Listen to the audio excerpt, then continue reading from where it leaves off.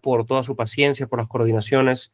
Siempre es una tranquilidad el hecho de que esté permanentemente monitoreando y permanentemente atento a las necesidades en este caso, mías.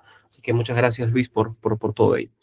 Muy bien, entonces lo que voy a hablar hoy día es esto que ustedes están viendo aquí. Me parece que se proyecta bien, sí. ¿Okay? Que es precisamente el tema de la inteligencia artificial en el Poder Judicial peruano, avances y desafíos, pero aquí he decidido agregar un tema adicional, o sea, una parte adicional en mi exposición, que es hablar un poco de Curia, ¿ok? Que es un sistema que, como vamos a ver más adelante, que ya se emplea en el ámbito de la quinta sala de Derecho Constitucional y Social Transitoria de la Corte Suprema, ¿ok? Entonces, la idea es poder hablar un poco de este sistema y eventualmente poder problematizar sobre algunas cuestiones que me parecen importantes. Este es el sumario para la conferencia de hoy día. En primer lugar, antes de hablar de Curia, voy a tratar de contribuir aquí con algunas reflexiones sobre un tema que me parece importantísimo en el ámbito de la ética de la inteligencia artificial en general, pero que también tiene un impacto muy importante, pienso yo, cuando estamos pensando en implementación de la inteligencia artificial en la justicia. Este tema es la tensión entre eficiencia y explicabilidad, que por supuesto también tiene un impacto particularmente importante en el ámbito de la justicia. Entonces, en ese punto es que voy a traer en el segundo momento una propuesta para poder tratar de resolver esta tensión.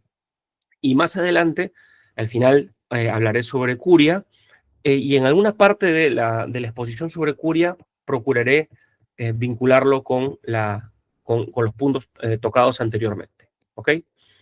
Muy bien, teniendo esto en cuenta, una premisa muy importante que hay que tener antes de hablar de inteligencia artificial, un poco como para tener de repente algunos conceptos claros, es que nosotros, por ejemplo, podemos distinguir entre tres tipos de conceptos diferentes del concepto agente, ¿okay? O agency, como se dice en inglés. Uno puede hablar de agente en el ámbito de la filosofía de la mente, agente en el ámbito de la psicología o eventualmente agente en el ámbito de las ciencias de la computación.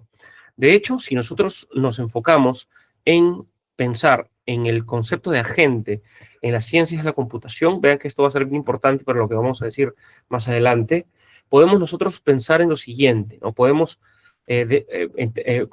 considerar de que para que algo o alguien sea un agente, se requiere fundamentalmente de tres condiciones. La primera, recibir y usar datos del entorno a través de sensores u otras formas de ingreso de datos. En segundo lugar, la segunda condición, adoptar acciones basadas en los datos de ingreso de manera autónoma para alcanzar ciertos objetivos a través de ciertos mecanismos impulsores u otras formas de salida. Y finalmente, la tercera condición es que este agente pueda mejorar su rendimiento aprendiendo de sus propias interacciones. Esto estoy más o menos parafraseando una idea del profesor Luciano Floridi, que es una de las mayores autoridades en materia de ética de la inteligencia artificial a nivel mundial.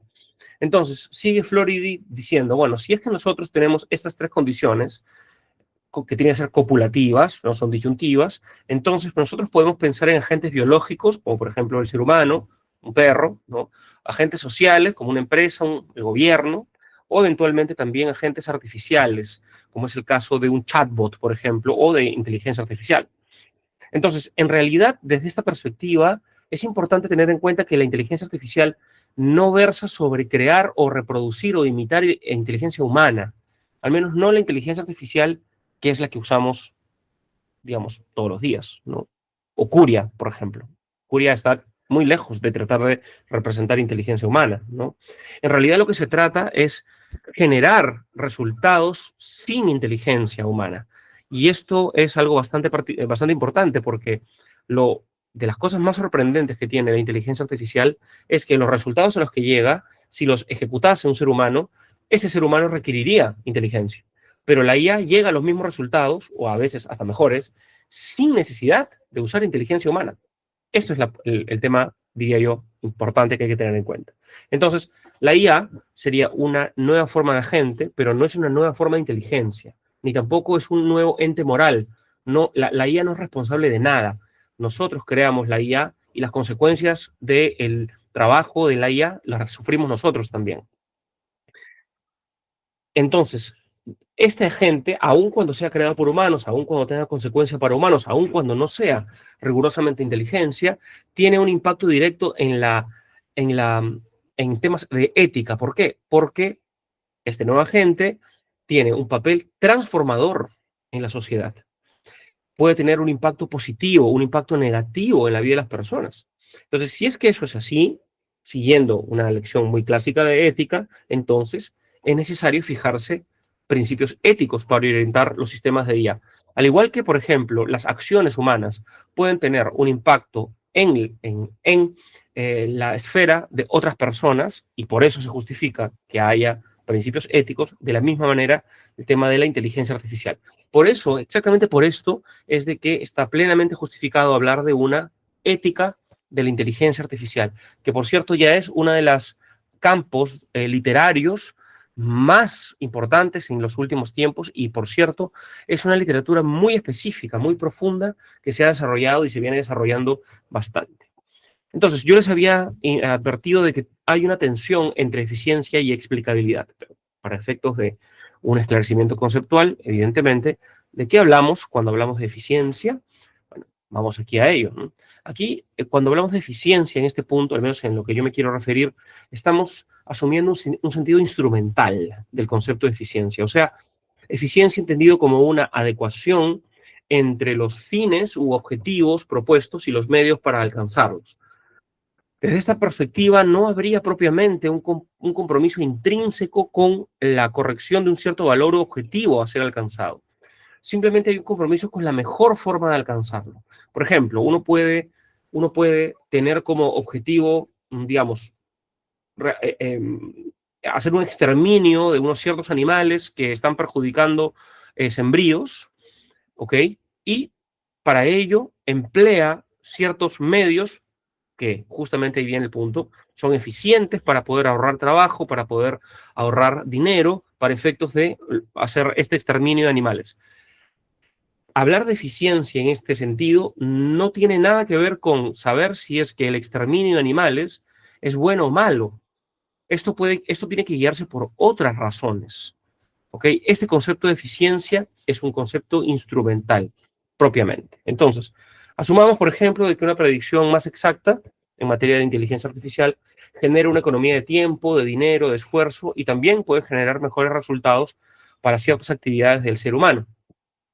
Con esto se genera valor y de esa manera eventualmente se terminan generando beneficios. Entonces, eso es un poco la idea de eficiencia, ya entrando aquí, en materia de inteligencia artificial.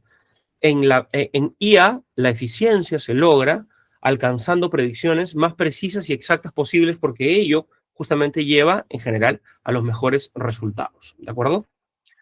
Muy bien. Y en el caso de la explicabilidad, por ejemplo, según Luciano Floridi, conjuntamente con la beneficencia, no maleficencia, con la autonomía y con la justicia, que son principios de bioética, ¿ok? Al lado de estos cuatro, la explicabilidad se consagra como uno de los más importantes principios éticos de la IA y de hecho es el principio que es particular de la IA.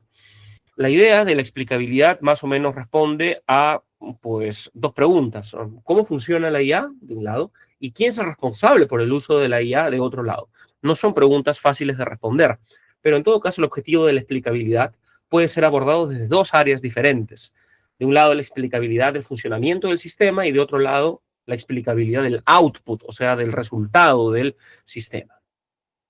Por un lado, el funcionamiento algorítmico no se limita solamente a indicar qué tipo de inputs, o sea, datos de entrada han sido suministrados al sistema, sino también los modelos estadísticos y matemáticos efectivamente empleados. Solo que, vean, es particularmente complicado el hecho de poder entrar a comprender propiamente los modelos estadísticos o modelos matemáticos, porque muchas veces, dependiendo de la técnica de inteligencia artificial que se emplee, será mucho menos comprensible inclusive para el propio diseñador, debido a que hay modelos estadísticos que son increíblemente complejos.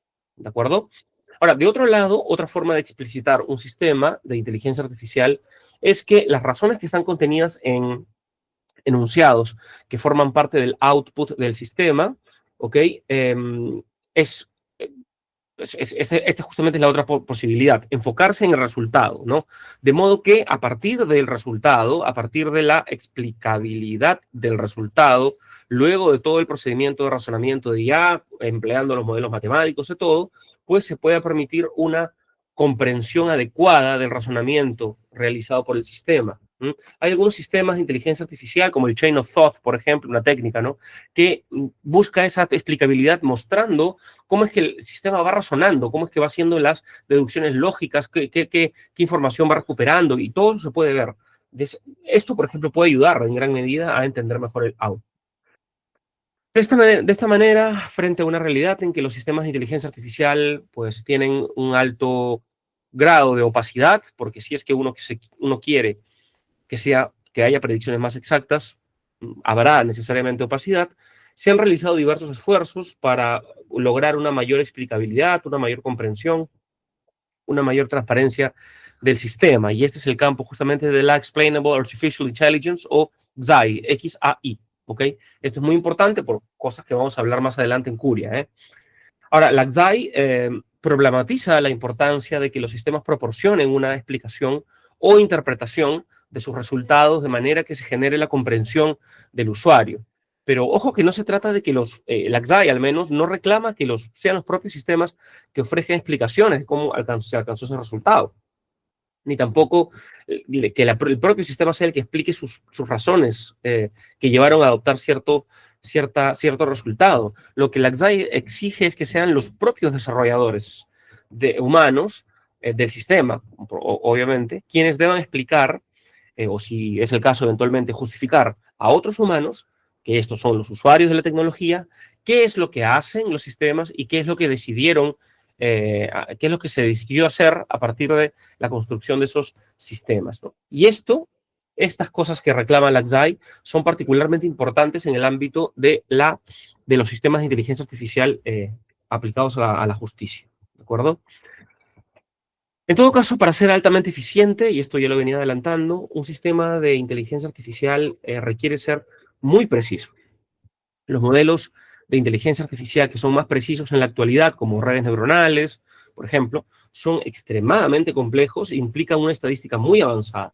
Uno puede de pronto desentrañar cómo es que en general funcionan los modelos de lenguaje amplio, por ejemplo, como ChatGPT o las redes neuronales. Uno puede decir, bueno, funciona creándose unas capas de por aquí, luego vienen unas capas ocultas y luego viene el output, pero pero lo que es difícil es entrar, abrir el ChatGPT, que por supuesto nadie lo va a poder hacer porque es un secreto industrial, ¿cierto? Y eso es otro punto que también voy a tocar más adelante con Curia, ¿ok? Uno puede desentrañar, abrir completamente ChatGPT y ver cómo es que está procesándose los datos y la información y no entender mucho en realidad de qué es lo que está ocurriendo allí. El funcionamiento interno de los modelos más avanzados de IA hasta la fecha son tan complejos, insisto, que ni siquiera sus propios desarrolladores logran comprenderlos totalmente. Se trata, por tanto, de sistemas cajas negras o black boxes, ¿ok?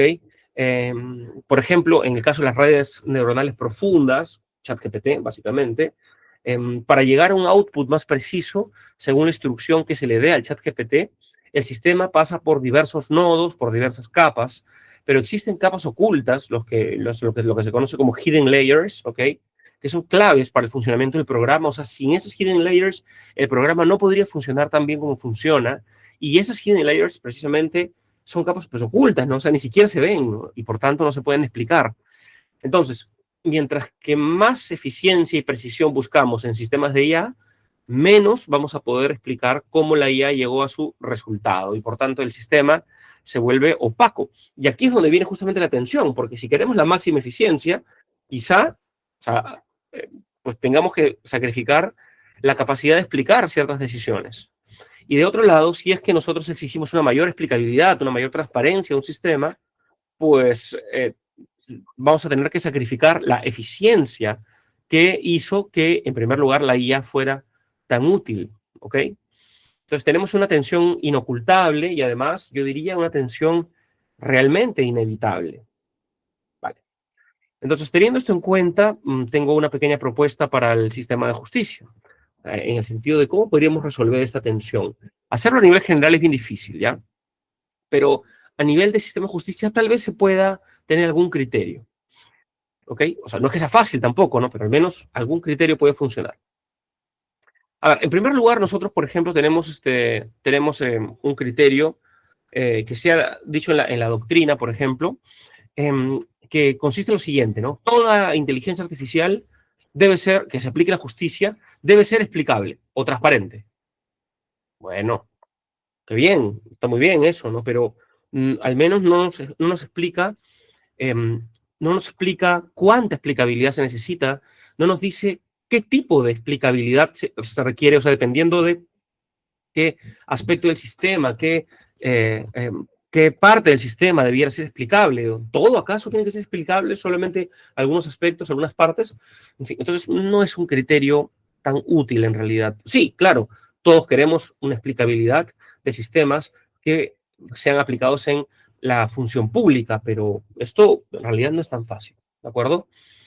Entonces, dado que la inteligencia artificial tiene que generar eficiencia, ¿ok? Ten en cuenta que la explicabilidad o los deseos de transparencia,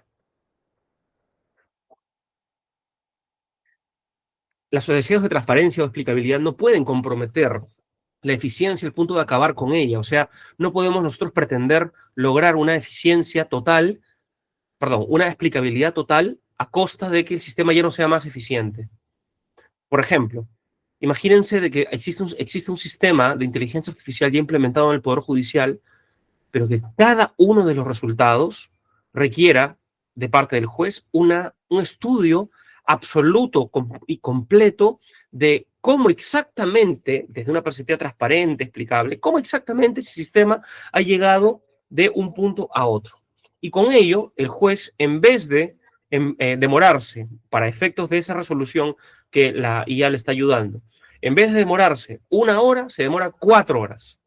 Bueno, eso al final nos está llevando a lo siguiente, de que ese sistema de IA, dadas las particularidades que tiene, está siendo absolutamente ineficiente. Si es que, por ejemplo, ocurre algo así, mejor pues ni usar el sistema de IA, ¿no? La IA tiene que generar eficiencia, de lo contrario no sirve para nada. Entonces, en vez de esto, yo propongo un criterio que es un poco más práctico, que tiene que ver con mirar la función del sistema de inteligencia artificial, ¿ok? La función. Específicamente necesitaríamos preguntarnos para qué sirve el sistema. Bueno, de hecho, no todo sistema de IA sirve para lo mismo. Hay sistemas que sirven, por ejemplo, para transcripción de audiencias, organización de casos, preparador de borradores, ¿no? Drafts, por ejemplo, Curia sirve para esto, ¿no? O eventualmente trabajo con precedentes, Curia también sirve para esto, ¿no? Análisis de riesgos futuros, como por ejemplo temas de peligro de fuga, en prisión preventiva. Bueno, hay varios sistemas que sirven para varias cosas en realidad, ¿no? Entonces, ahí cabe preguntarse, pues bueno, ¿cuál sería eventualmente, dado que existe una playa de sistemas bastante diferentes, cuál es el grado de injerencia que este sistema específicamente tiene sobre la justificación de la decisión? Esa es la propuesta que yo tengo. Primero se identifica la función y posteriormente se determina cuál es el grado de injerencia que el sistema de IA tiene en la justificación de la decisión. Y por ello, a partir de este criterio, tenemos pues dos escenarios diferentes. Sistemas que tienen menor injerencia en la justificación y sistemas que tienen más bien una mayor injerencia en la justificación. ¿De acuerdo? Comencemos por los primeros brevemente. Se trata aquí de sistemas que sirven como auxilio en tareas administrativas, en tareas burocráticas, por ejemplo, un sistema de IA que gestiona archivos judiciales, que transcribe audiencias, que distribuye carga de trabajo. Esto no tiene un impacto tan directo en la justificación de la decisión, ¿no? Estos sistemas, vean, son muy, pero muy importantes para mejorar la eficiencia de los tribunales. A estos sistemas nosotros debemos apuntar, ciertamente, ¿eh? Y dado que justamente no influyen directamente en el razonamiento jurídico de la decisión del juez, entonces precisamente no tienen una gran injerencia. Y como no tienen una gran injerencia, entonces, ahí viene el punto, se puede priorizar la eficiencia, ¿de acuerdo? Ahora, vean que no solamente estos sistemas de menor injerencia se encuentran en la gestión judicial. Yo creo que aquí es donde se transforman en gran medida muchas cosas, ¿eh? Pero no solamente están en la gestión judicial, sino también están en el ámbito decisional o en todo caso en el desarrollo del proceso judicial. Por ejemplo, ¿no? Por ejemplo, podemos hablar de sistemas que pueden de alguna manera completar fragmentos de decisión, por ejemplo, que te reconstruyen los vistos, ¿no? O la parte considerativa de la decisión, ¿no? Eventualmente, sistemas que sí pueden servir para clasificar procesos, para transcribir audiencias, ¿no? Es parte del proceso, por supuesto. Eventualmente también para elaborar modelos de decisiones. Y ahí habrá sistemas que sean más avanzados en donde te ayuden propiamente a elaborar modelos, modelos de razonamiento para ser aplicados en las decisiones. ¿Ok? Ahora, tengamos cuidado, ¿eh? Porque allí donde tenemos, por ejemplo, sistemas que simplemente nos hacen borradores, como Curia, por ejemplo, y es que nosotros tenemos un grado razonable de confianza en la IA, que de hecho debiera haber un grado de confianza razonable en la IA, porque de lo contrario, si yo no confío en el sistema de IA que estoy usando, mejor no usarlo entonces, ¿no? Mejor simplemente no usarlo. Tiene que haber un cierto grado de confianza, ¿ok? Entonces, estos sistemas que usan, que nos hacen, que nos facilitan haciendo drafts o borradores de decisiones, podrían eventualmente, si es que no los usamos bien, podrían condicionar el análisis del razonamiento y también el propio entendimiento del caso. Ojo, esto es un tema importante, ¿de acuerdo? Para eso es que sirven mucho las auditorías, entre otras cosas. Bueno, pero el punto es de que, como les había mencionado, cuando estamos hablando de sistemas con menor injerencia, es, creo yo, aceptable que podamos priorizar la eficiencia y por tanto sería aceptable de que estos sistemas sean cajas negras, si es que esto las vuelve más poderosas y las vuelve más eficientes, ¿no? Podemos entonces aceptar una falta de explicabilidad a cambio de que haya una ganancia en cuanto a eficiencia operacional, ¿ok? Entonces, nuevamente volvemos a este criterio que estábamos criticando. Si alguien dice, no, todo sistema de IA tiene que ser explicable, no está realmente haciendo una adecuada distinción entre sistemas que tienen una menor o muy baja injerencia en la justificación y por tanto que pueda ser una caja negra, que pueda ser eficiente. ¿El problema dónde está? El problema surge si es que tenemos modelos que, por ejemplo, pueden incidir en gran medida en la decisión y sean cajas negras. Ahí sí que hay un problema, ¿ok? Y creo que podría ser el problema de Curia, ¿de acuerdo? Pero vamos paso a paso. Cuando hablamos de los sistemas de IA con un alto grado de injerencia, ¿ok? Estamos pensando en sistemas que auxilian directamente al juez, o de alguna manera directamente, en el acto de razonar, como por ejemplo asistentes jurídicos que analizan miles de casos anteriores y ofrecen al juez, por ejemplo, razones para poder decidir el caso actual de una cierta manera, por ejemplo, siguiendo precedentes. Y de hecho, ese tipo de modelos específicamente que no han sido implementados en el mercado, al menos no de la manera como, digamos, los mejores modelos, de hecho, fue exactamente el tema específico de mi tesis doctoral, ¿no? Exactamente estos modelos de aquí. Entonces, aquí, en el caso de los sistemas de mayor injerencia, la inteligencia artificial está directamente involucrada en el deber judicial central, que es precisamente el deber de suministrar una justificación para la decisión. Si un juez, por ejemplo, usa un output de la IA, creo yo, las partes involucradas y el público en general tienen el derecho de saber cómo es que ese output fue generado a través de protocolos, a través de manuales disponibles para la ciudadanía en general, ¿cierto? Yo hasta me animaría a decir de que ese tipo de sistemas, en el caso de, o sea, sistemas de mayor injerencia, debieran ser también disponibilizados al público para que ellos puedan usar el sistema y saber cómo es de que está funcionando para el juez, o sea, experimentar con el sistema también. No debería ser algo solamente restringido al Poder Judicial, pienso yo.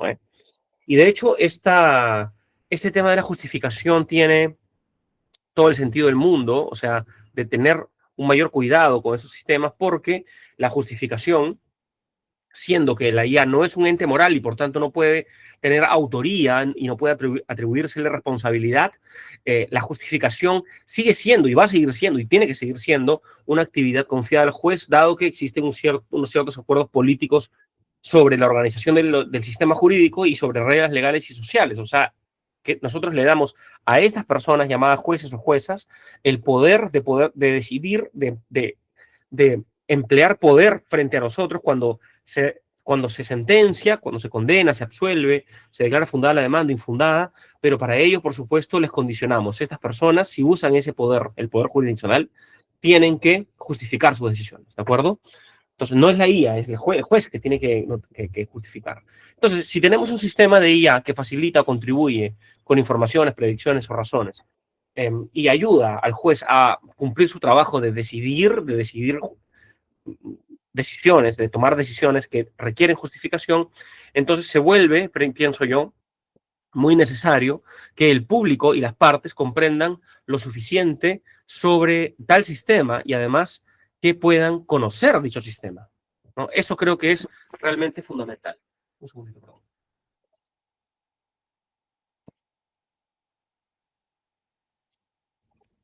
Oh, perdón, ya lo sé. Estaba equilibrando algo de mi micro. Ok, vale, perfecto. Entonces, eh,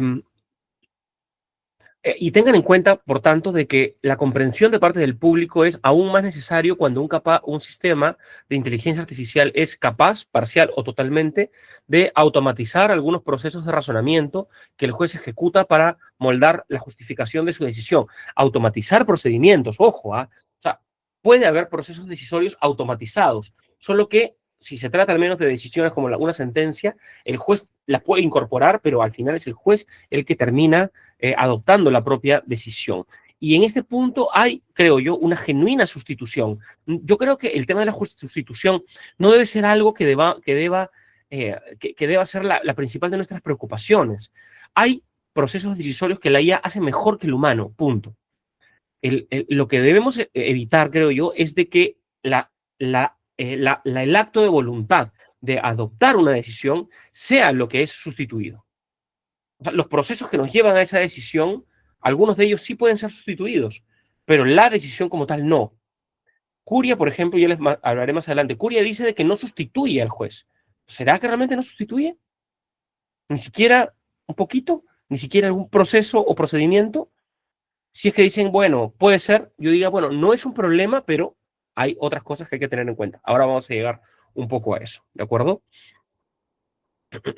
Entonces, eh, sea como fuere, si es que nosotros no queremos decisiones absolutamente, o sea, totalmente sustituidas por inteligencia artificial, no lo queremos, aún así con las sustituciones parciales, ojo con esto, aún así con las sustituciones parciales, puede tener gran injerencia en la decisión.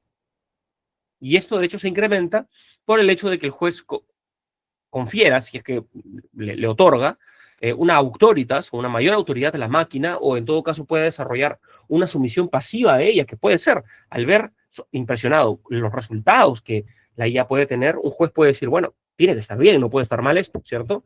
Entonces, un poco creo que va por allí. La sustitución, aunque sea parcial, puede tener una gran injerencia en la decisión. Hay que tener cuidado con ello, ¿de acuerdo? Entonces, para concluir, los sistemas de mayor injerencia, en este caso, la conclusión es opuesta a los sistemas de menor injerencia.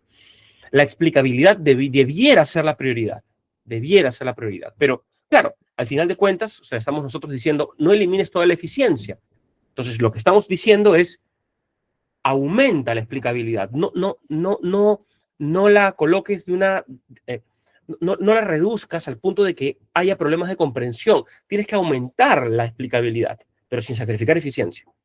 Miren que la atención tiene un criterio de resolverse, pero es bastante flexible, muy flexible.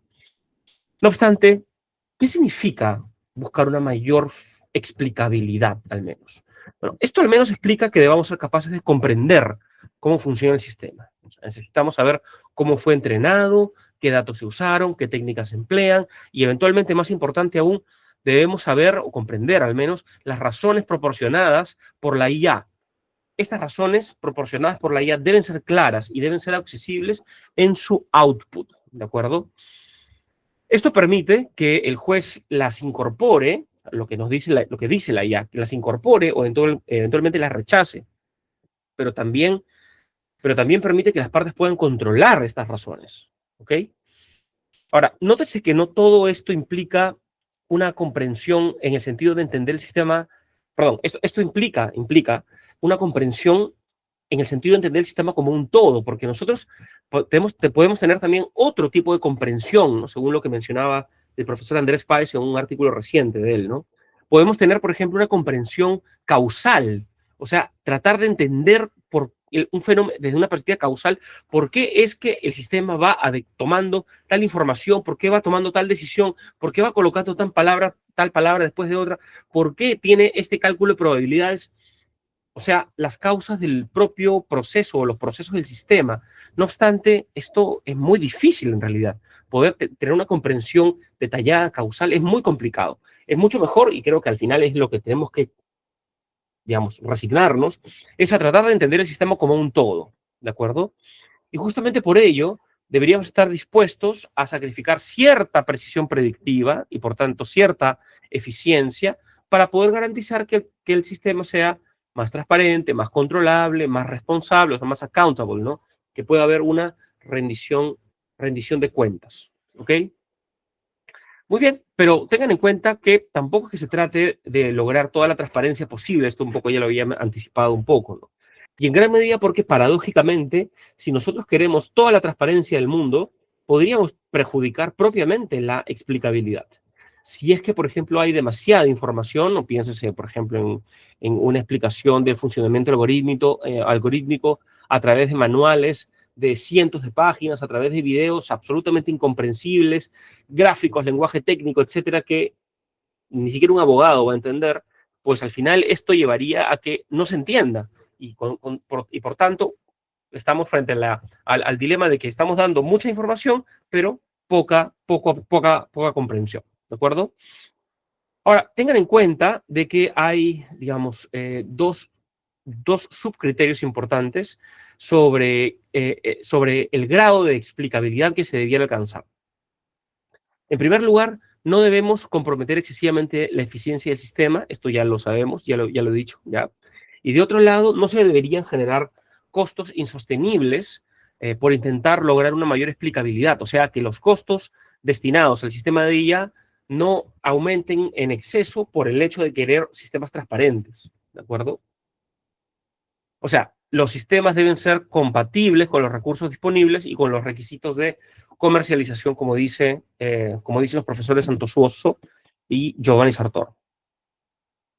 De esta manera, una vez definido que un sistema de inteligencia artificial tiene un alto grado de injerencia, sería apropiado, sería lo correspondiente decidir qué grado de explicabilidad debería alcanzarse, si es del propio funcionamiento algorítmico o si es del output, si se trata de una descripción general o individualizada o eventualmente no, ¿ok? Si es que se trata de una explicabilidad, perdón, enfocada en el usuario del sistema o si es que más bien se enfoca esto más específicamente en las partes o en los abogados, etcétera. Aquí las decisiones no son fáciles, pero al menos, el output debiera ser claramente explicable, ¿ok?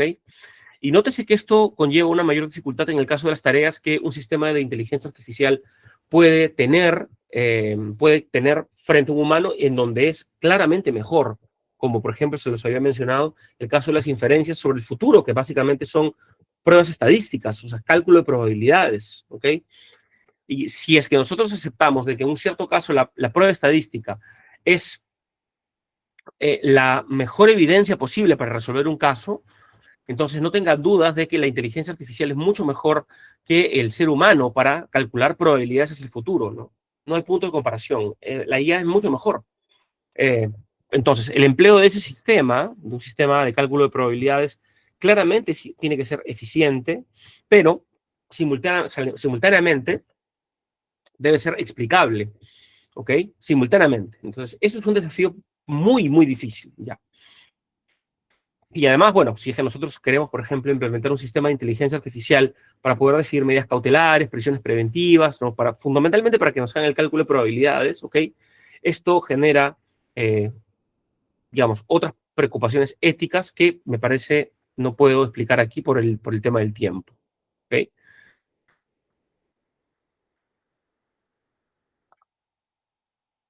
Ya. En este caso, por ejemplo, ¿quién debería decidir sobre esta tensión? Ya hemos visto de que es una tensión difícil de resolver, hay varios criterios, y si es que se elige, por ejemplo, el tema de la propuesta que yo les he traído, entonces, inclusive en caso de sistemas de mayor injerencia, hay un tema de flexibilidad para que se debe resolver, ¿no? Una flexibilidad entre si es que tiende más a la eficiencia o tiende un poco más a la explicabilidad. Entonces, una pregunta bastante importante es la siguiente, ¿no? ¿Quién debería decidir sobre la tensión? ¿Ok? ¿Quién debería decidir sobre esa tensión? ¿Quién debería resolverla? Tenga en cuenta de que se trata de una decisión política, esto, ¿eh? Hay, de hecho, diversos principios del soft law que ya vienen siendo conocidos desde hace mucho tiempo, como los principios de Asilomar, la Declaración de Montreal, las reglas de, por ejemplo, del G7 de Hiroshima, las reglas de Hiroshima, perdón, del G7. Por tanto, hay de dónde orientarse, ¿no? Hay, por ejemplo, creo yo, hay una importancia clave de parte de los órganos mayoritarios, entiéndase por órganos mayoritarios, el Congreso, el Poder Ejecutivo, ¿no? El Congreso dando leyes, un poco generando un panorama general, ¿ok? Y el Poder Ejecutivo haciendo la reglamentación técnica de esa ley. ¿M? E indicando, por ejemplo, entre otras cosas, quién es la autoridad, qué protocolos se deben seguir, qué principios éticos específicamente se debe seguir, cuál es la diferencia, por ejemplo, en cuanto a obligaciones en términos técnicos y éticos de las autoridades administrativas públicas y de otro lado de las organizaciones privadas, por ejemplo, ¿no? ¿Cuál es el grado de transparencia que debe tener respecto de, por ejemplo, los códigos fuente? ¡Wow! Tremendo, ¿no?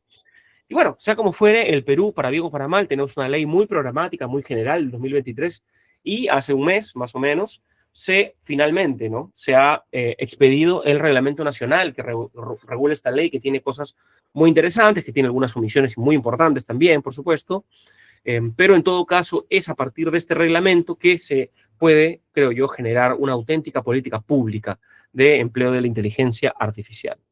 Y esto precisamente nos lleva al caso que nos está interesando ahora, que es el caso de Curia, ¿de acuerdo? Voy a tratar de ser breve aquí, colocando algunas ideas, de pronto explicando un poco y también colocando algunas ideas y problematizando.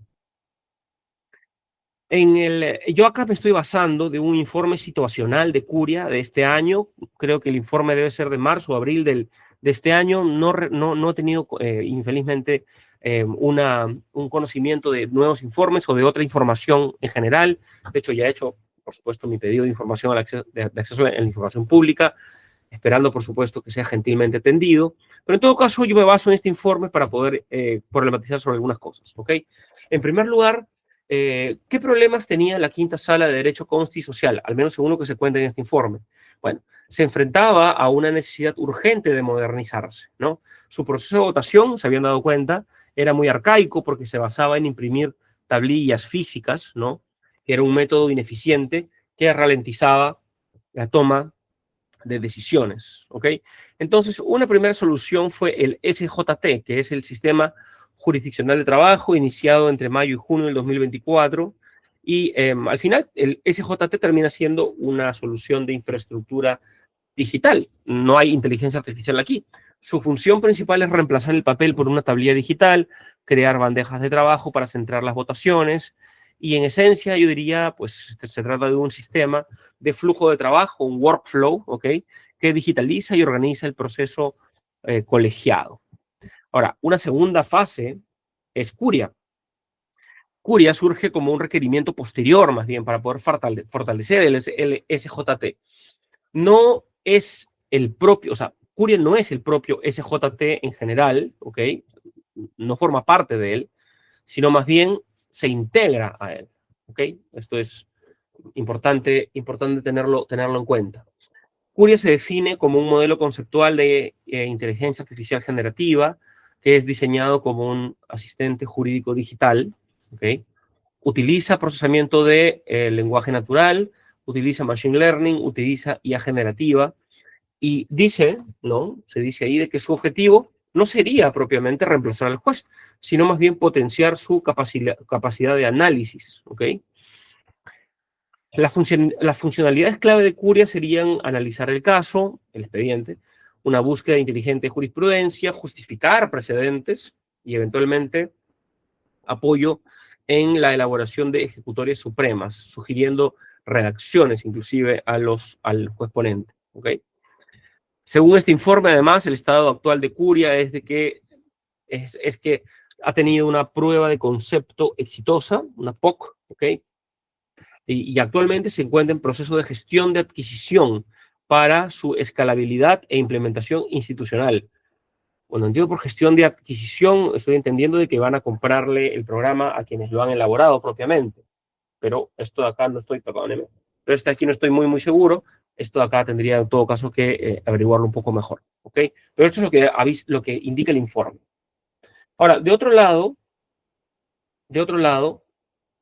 el informe revela, el mismo informe, revela varios desafíos en el proceso de implementación. Por ejemplo, de un lado tenemos inercia tecnológica, porque el punto de partida fue un sistema manual basado en impresiones físicas, lo cual evidentemente implica un reto cultural, un reto de capacitación muy significativo. Tenemos también que fue un desafío el desarrollo in-house, ¿no? Se destaca que el desarrollo del SJT y Curia no ha generado costos adicionales y esto refuerza mi idea de que es un sistema privado, o sea, que ha venido y se ha ofrecido, al Poder Judicial empleando recursos existentes y al apoyo de especialistas, ¿no? Aquí se menciona en el informe un equipo de Brasil, ¿ok? Ahora, tenemos también, por ejemplo, un desafío en cuanto al tema de la escalabilidad. Si bien, por ejemplo, la prueba de concepto no tuvo costo, en el informe se indica que la implementación a nivel nacional requiere de una inversión y de asignación de recursos presupuestales para su sostenibilidad. Claro, esto exige plata, exige dinero. No, ya no va a ser gratis esto, ¿cierto? El modelo actual de Curia no puede ser escalable sin financiamiento. Perfecto, está claro. Esto es lo que dice el informe. Luego hay un tema también de gobernanza reactiva, que consiste en lo siguiente, ¿no? El desarrollo tecnológico en Curia parecería que ha avanzado más rápido que la propia estructura administrativa del Poder Judicial, porque el Consejo Ejecutivo del Poder Judicial recién en febrero del 2025 ha dispuesto que la Gerencia de Tecnología de la Información analice y desarrolle las mejores propuestas y, crucialmente, también le ha pedido que se evalúe la viabilidad de crear un órgano rector en materia de inteligencia artificial en el Poder Judicial. Bueno, pero eso está en fase de análisis todavía, ¿cierto? Y de otro lado, parecería que haya una dependencia externa, ¿ok?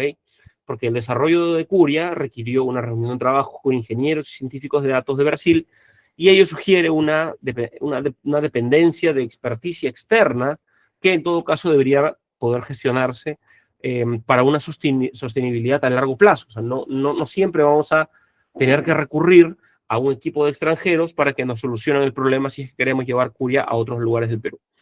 Entonces, dicho todo esto, ¿qué información yo sentí falta en este informe? ¿Ok? ¿Qué es lo que en todo caso estaría faltando? Ojo, no les diré que es exactamente algo que le falte a Curia, en todo caso haré la precisión específica, pero al informe sí le está faltando cosas, ¿ok? Por ejemplo, le está faltando en primer lugar detalles del corpus de entrenamiento, ¿no? Se menciona en el informe que Curia fue entrenado con 1.136 antecedentes judiciales y la base de datos de SPIG, bueno, y que se enfoca en ejecución coactiva, ¿ok? O sea, no en todas las materias que le llegan a la quinta sala, sino propiamente ejecución coactiva. Pero lo que no se detalla en el informe es el criterio de selección de estos 1.136 casos. Tampoco se indica el método de curación de casos, ni tampoco se indica el balance del dataset, o sea, de la base de datos.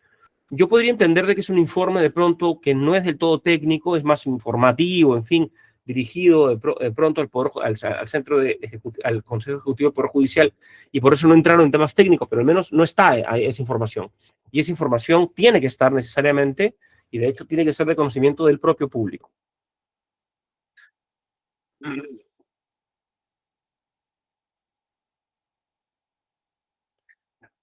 También, por ejemplo, hay un problema de omisión en cuanto a los protocolos de validación o las pruebas, ¿no? Que se pueden haber realizado o que de todos se debieron haber realizado, ¿no?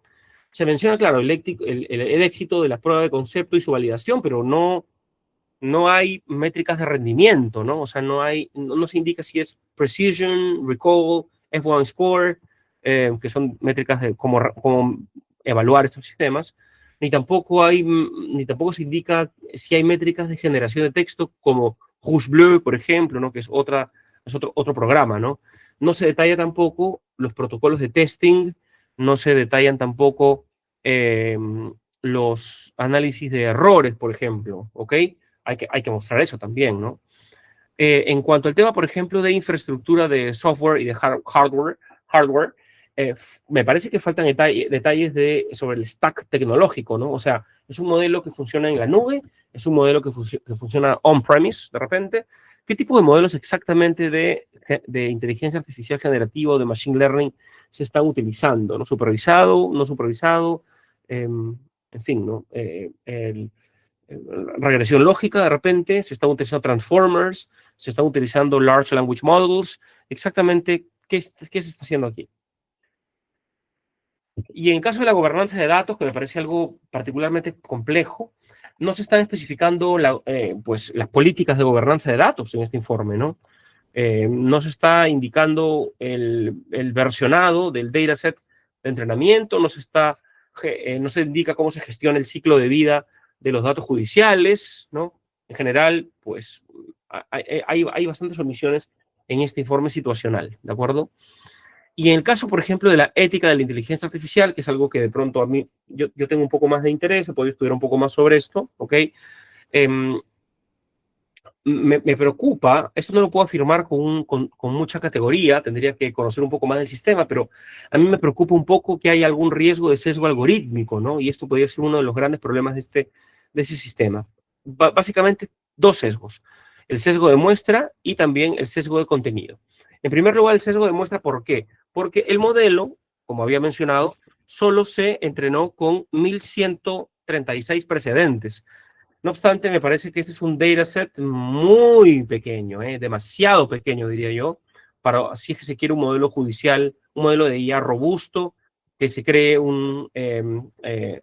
un modelo de IA robusto, sobre todo si es que le dice al juez cuál precedente seguir, ¿no? Con ello se puede crear un riesgo de un sobreajuste, un overfitting, como se dice en inglés, y podría eventualmente no generalizar correctamente bien casos nuevos o casos atípicos. Ese es el problema cuando la muestra es muy pequeñita. Y de otro lado, el sesgo del contenido, pues porque el modelo se aplica, como mencioné, solamente a la ejecución coactiva, ¿no? Pero si los 1136 casos tienen eh, o sea, 1136 casos a partir de los cuales se entrenó, ¿no? Contienen sesgos históricos, como por ejemplo, no sé, digamos, una tendencia a fallar a favor de la administración pública en procesos coactivos, por ejemplo. O sea, si estos casos, si estos 1136, 800, digámoslo así, fallan a favor de la administración, entonces la IA va a aprender a replicar y amplificar estos sesgos presentándolos como lo normal. O sea, normal sería fallar a favor del Estado. Esto es un problema también, ojo, ¿eh? Ahora, en cuanto, por ejemplo, temas de transparencia y explicabilidad, por ejemplo, okay, perdón, o sea, lo que tiene que ver con inteligencia artificial, lo que tiene que ver con inteligencia artificial explicable, la XAI, por ejemplo, ese sistema, ten en cuenta, usa inteligencia artificial generativa, usa machine learning, y estos dos modelos son conocidos por ser modelos de caja negra, normalmente, ¿no? Eh, la IA generativa es caja negra, ¿no? Los modelos de machine learning puede ser que no sean, pero dependiendo de qué técnicas se emplee, ¿no? Ahora, el informe no menciona si es que Curia incorpora herramientas de XAI, ¿no? de inteligencia artificial generativa, ¿ok? Perdón, explicable. Ahora, si es que el sistema, por alguna razón, está ofreciendo guías o razones para la decisión, como parecería que lo está haciendo, Un juez, y no solo el juez, sino también el público, necesita saber por qué la IA sugiere una determinada línea argumentativa o un precedente. Y esto es algo que no me queda muy claro si es que Curia está garantizando. En el caso, por ejemplo, de la privacidad y anonimización, ¿no? El informe menciona que sí, bueno, la anonimización de datos personales y sensibles es un requerimiento, una necesidad, pero no llega a confirmar si es que en el corpus de entrenamiento, o sea, si en los 1136 casos, esta anonimización ha sido efectiva antes del entrenamiento. Tiene que ser antes, no puede ser después. Antes tiene que ser, ¿no? Y esto de pronto, si es que no se ha hecho así, si es que se ha entrenado el sistema ya con los datos, pues esto representa un problema ético muy serio en realidad, ¿ok? En cuanto, por ejemplo, a temas de accountability, el informe menciona que Curia no permite reemplazar el criterio judicial, pero yo diría en mi opinión, ¿no? Es necesario que se esclarezca al menos lo siguiente, ¿no? Si es que un juez se apoya en una sugerencia, entre comillas, de Curia, pero es un eufemismo, ¿no? En realidad es una razón, una guía, sería en todo caso, ¿no? Bueno, pero si se apoya en esto de Curia, y al final, digamos, no sé, ¿no? Esta sugerencia resulta estar basada en un sesgo o en una así llamada alucinación, por ejemplo, la pregunta sería si la responsabilidad es únicamente del magistrado o si existe algún tipo de auditoría respecto del sistema, ¿ok? Eso es un tema muy importante para efectos de la rendición de cuentas. Aquí no solamente el magistrado es el que tiene que rendir cuentas, sino también, por ejemplo, el propio Poder Judicial que ha puesto en funcionamiento este sistema.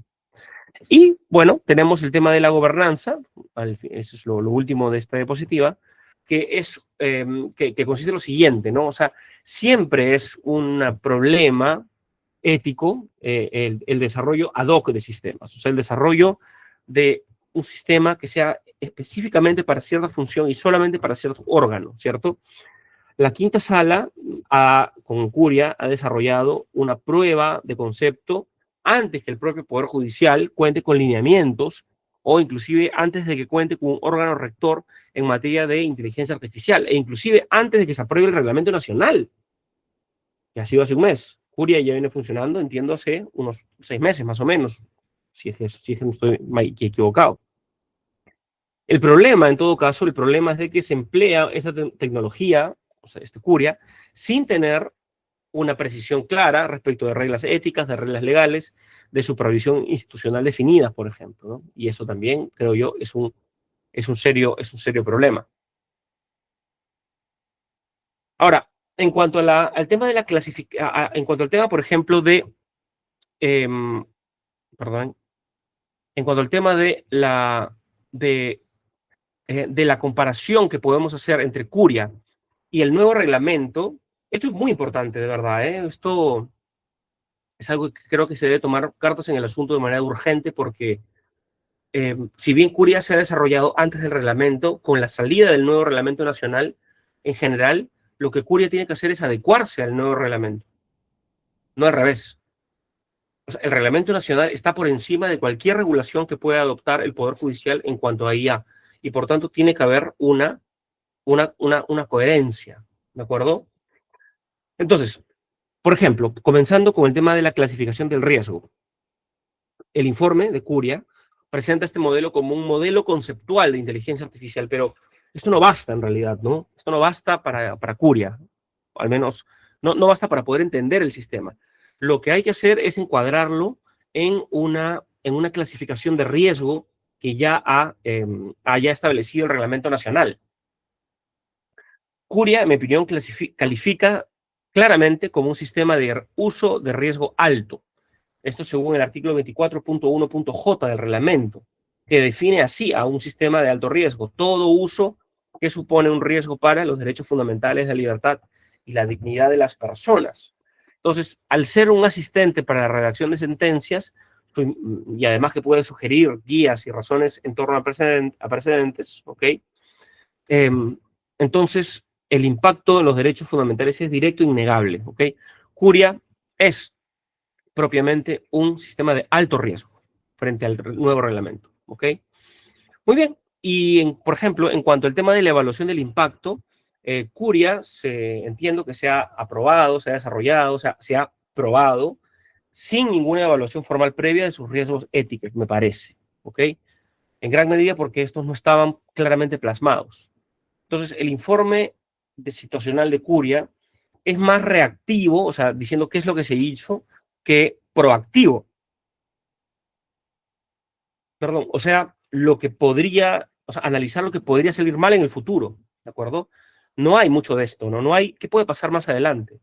En cambio, el artículo 30 del reglamento dice, vean, previo al desarrollo o implementación de un sistema de riesgo alto, la entidad pública, en este caso el Poder Judicial, la Corte Suprema, debe realizar una evaluación del impacto y esta evaluación debe identificar y minimizar los riesgos potenciales, garantizando que el sistema evite la afectación a derechos fundamentales antes del desarrollo. Pero Curia ya está operando. ¿Qué hacemos?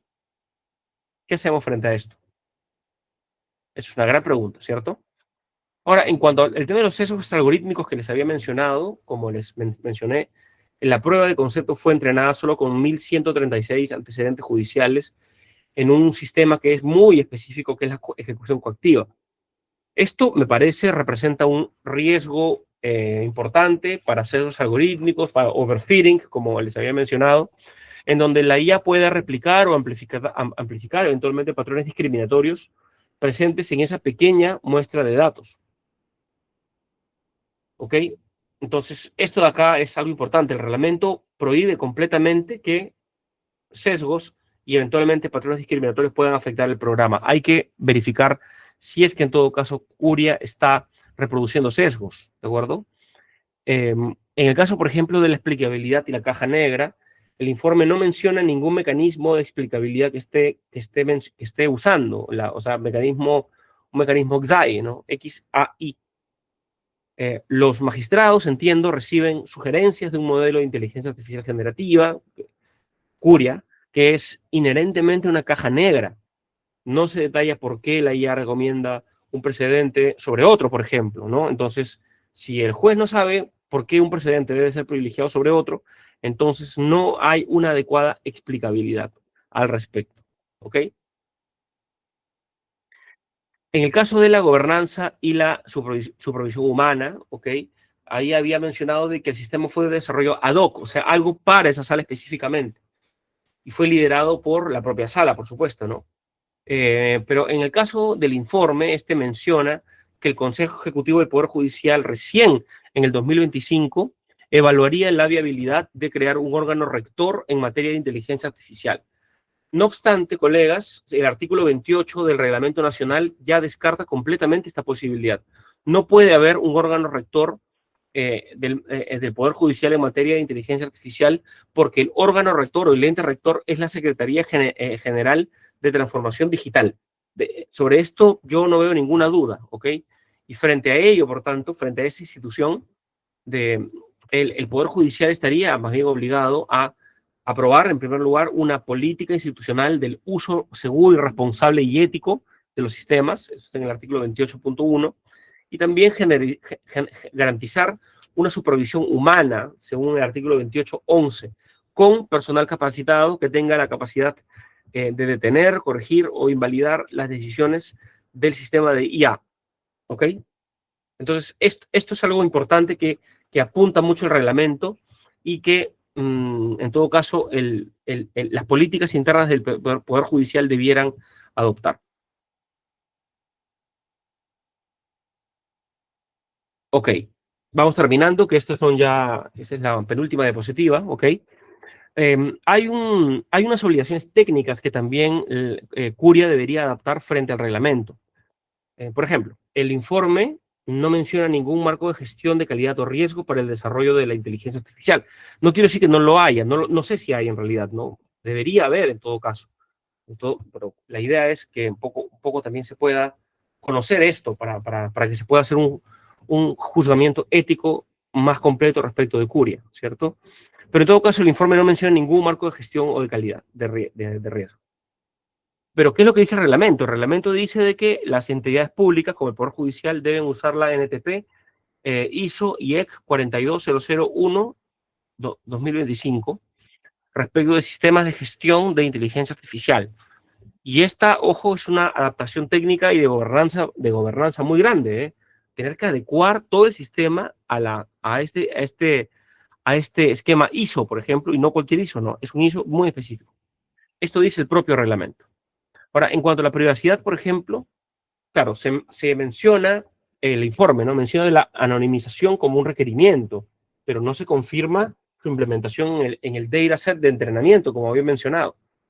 ¿Qué es lo que nos dice el reglamento? El reglamento dice de que se debe garantizar de manera irrestricta la privacidad. Concretamente, el artículo 26.1 obliga a cumplir con la normativa de protección de datos personales y el artículo 22.9 exige privacidad desde el diseño, o sea, desde que comience el diseño. Entonces, la pregunta es si es que Curi está respetando eventualmente esto de aquí. Eso no lo puedo saber. Cuando hablamos de temas de fiabilidad, por ejemplo, el informe indica que hay mucha rapidez, por ejemplo, para poder analizar los folios, ¿no? Se habla de que en 4 minutos con 29 segundos se analiza 270 hojas, folios de expedientes, ¿no? Que me parece muchísimo tiempo, ¿eh? Para serles muy sincero. Me parece increíblemente mucho tiempo. Pero bueno, en fin. No obstante, fuera de ello, Curia no parece ofrecer métricas de fiabilidad, precisión, exhaustividad, todo lo que les he mencionado. ¿Ok? F1 Score, por ejemplo, ¿no? Faltan métricas del modelo, ¿no? Entonces, esto, digamos, no sé si existen otros informes técnicos, pero al menos en este informe de Curia no lo he encontrado. Ya el reglamento, por ejemplo, indica de que los sistemas de IA deben ser fiables, que deben ser seguros, ¿no? La evaluación del impacto, que es el artículo 30, y las auditorías periódicas que están reguladas en el artículo 29 del reglamento requieren que se documente estas métricas de rendimiento, ¿ok? Ahora, en el caso de la publicación del código fuente, ¿ok? Que está ahí abajito, el informe no lo menciona, pero lo que yo presumo es de que el código es propietario de este equipo de personas, esta empresa, que ha ofrecido sus servicios al Poder Judicial peruano. Lo cual no estaría mal, seguro que no. Pero claro, al final de cuentas, si es un algoritmo que es una fuente de negocio, quierase o no, entonces, ¿se podrá divulgar ese código fuente? Porque, por ejemplo, vean, el artículo 28.8 del reglamento también impone que las entidades deben publicar el código fuente de los sistemas en IA financiados con fondos públicos, subrayo eso, en la Plataforma Nacional de Software Público. Entonces, ¿qué es lo que está diciéndonos con esto el reglamento? Nos está diciendo de que, al final de cuentas, el uso de inteligencia artificial en ámbito público tiene que exige de que se organice el presupuesto a fin de que se pueda organizar el presupuesto a fin de que se pueda distribuirlo de una manera más adecuada, ¿de acuerdo? Si es que, por ejemplo, al final hay un privado que está dándole un servicio al público, el reglamento dice de que tiene que haber la manera de que se compre en todo caso esa licencia para que, o sea, se compre el sistema para que pueda divulgarse y pueda hacerse transparente. Más allá de que no todos entiendan el código fuente, pero al menos ya habrá académicos, especialistas que puedan tomarlo y eventualmente determinar si es que está correcto o no está correcto, ¿no? Entonces, esto me parece, salvo que alguien me quiera corregir, que alguien conozca un poco más el tema de Curia, creo que este es un problema de en serio que tiene, ¿de acuerdo? Ahora, finalmente, colegas, algunas consideraciones finales, ¿ok? En la disposición, la primera disposición complementaria final del reglamento, se indica que el Poder Judicial, ¿no?, tiene un plazo no mayor de un año, para implementar todas las obligaciones de los artículos 25, que es transparencia, y del capítulo 1, título sexto, obligaciones de la administración pública, incluyendo evaluación de impacto, estándar ISO y auditorías de sesgo. En otras palabras, todo lo que les acabo de decir, todo eso, el Poder Judicial para Curia lo tiene que implementar en un año. ¿Ok? ¿Será posible? No lo sé. Ahora, el reglamento también coloca a la Secretaría General de Transformación Digital como el auténtico ente rector. Entonces, la Secretaría General de Transformación Digital va a revisarle los protocolos al Poder Judicial.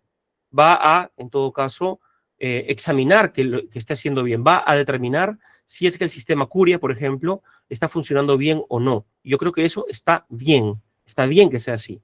¿Okay? Yo, infelizmente, no soy partidario de políticas de inteligencia artificial sectoriales, en donde, por ejemplo, la Corte Suprema hace una cosa, el Ministerio Público hace lo otro y el TC hace lo otro. No.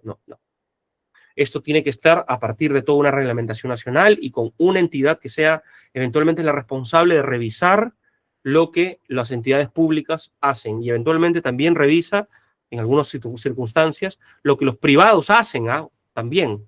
Entonces esto acá tiene, por ejemplo, una influencia grande de Europa, donde también coloca o sea, responsabiliza a los países para que creen sus autoridades nacionales de gestión y en todo caso de control de la inteligencia artificial. ¿De acuerdo? Entonces, me parece de que este reglamento tiene que llevar en gran medida a repensar un poco cuál es el futuro de la inteligencia artificial para el Poder Judicial. No hay manera de prescindir de la SGT, no hay forma y está, como les digo, y está bien que no se prescinda de ellos. En gran medida, siendo este el órgano técnico como tal, propiamente técnico, ¿ok?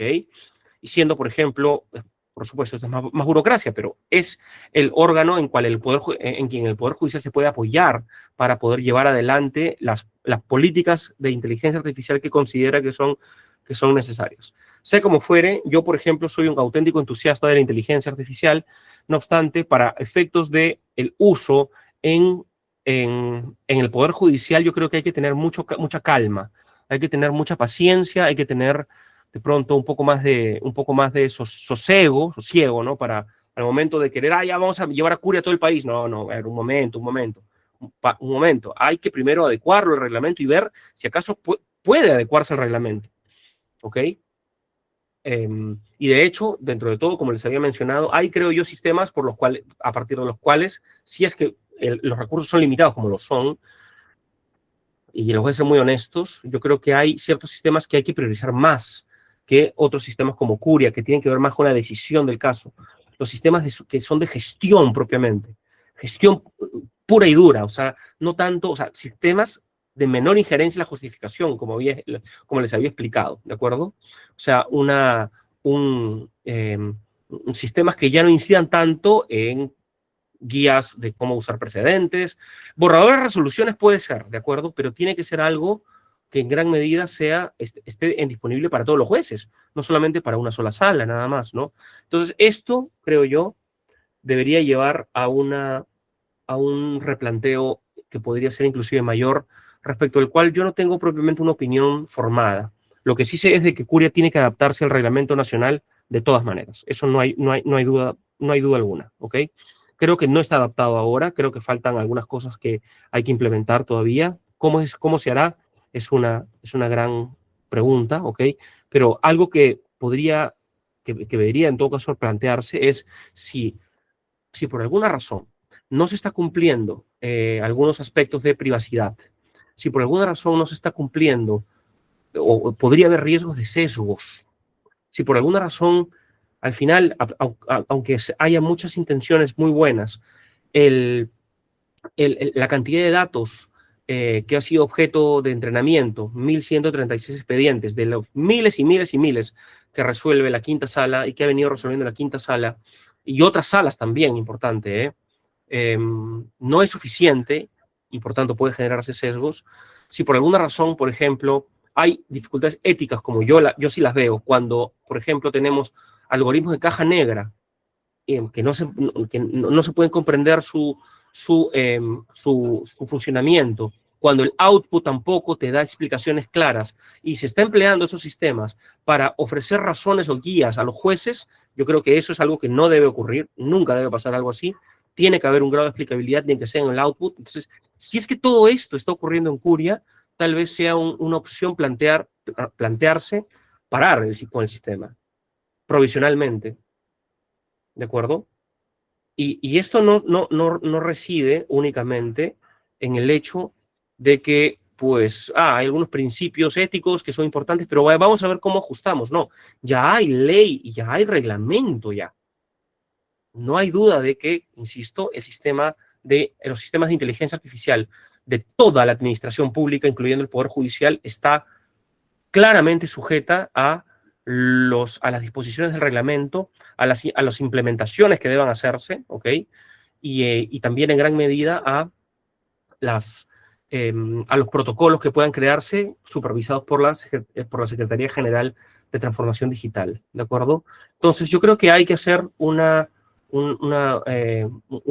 evaluación de si, por ejemplo, no vaya a ser de que más adelante se determine de que hay algunos problemas muy serios y que todos aquellos que han sido juzgados gracias a la información propuesta por Curia, al final terminen impugnando las sentencias de la Quinta Sala Contencioso Administrativa porque se habrían violado derechos fundamentales como privacidad, imparcialidad, etc. No vaya a ser de que esto esté ocurriendo, yo no lo puedo saber porque no tengo conocimiento propiamente del funcionamiento del sistema, pero es algo que en todo caso quisiera dejar advertido. Bueno, en todo caso, yo les agradezco mucho por su paciencia y quedo atento a las preguntas.